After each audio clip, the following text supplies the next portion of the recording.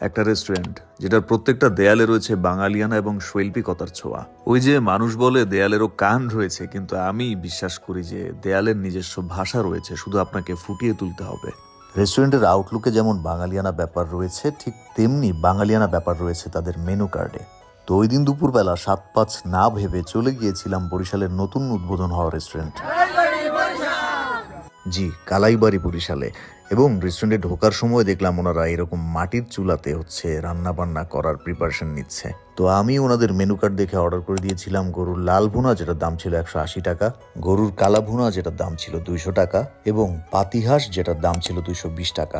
হাঁসের আইটেম কিন্তু ওনাদের প্রতিদিন সবগুলো থাকে না, ওনাদের মেনু কার্ড ফলো করে যাবেন, কোন বারে কোন হাঁসের আইটেম থাকে সেটা দেখে তারপরে যাবেন। খাবারের টেস্টের কথা যদি বলি, আমাদের বরিশালের মানুষ ইউজুয়ালি যেরকম গরুর মাংস খায়, ওনাদের এখানকার গরুর মাংসের টেস্ট কিন্তু একটু ডিফারেন্ট। ওনাদের মাংসটা বেশি মশলাদার এবং যখনই আপনি এটা মুখে দিবেন খেতে কিন্তু দারুণ লাগবে। স্পেশালি আমি এই গরুর লাল ভুনাটার কথা মেনশন করতে চাই। এটার মশলার ব্লেন্ডটা খুবই ভালো ছিল এবং যথেষ্ট পরিমাণে ওয়েল কুকড ছিল। ইনফ্যাক্ট এই খাবারটা খাওয়ার পরে আমি খোঁজ নিলাম যে ওনাদের বাবুর্চি কোন জায়গার, পরে শুনতে পারলাম ওনাদের বাবুর্চি চাঁপাইনবাবগঞ্জের। লাস্টলি ট্রাই করেছিলাম ওনাদের এই পাতিহাঁসের মাংসটা, যেটা ভাতের সাথে খেতে খুবই দারুণ লাগছিল।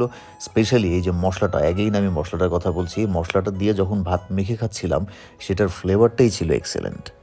সো ভিন্ন স্বাদের এই খাবারগুলো ট্রাই করতে চাইলে চলে যেতে পারেন কালাইবাড়ি বরিশালে। ওনাদের লোকেশন নতুল্লাবাদের আগে ফরাজি ওয়ার্কশপের ঠিক পাশে।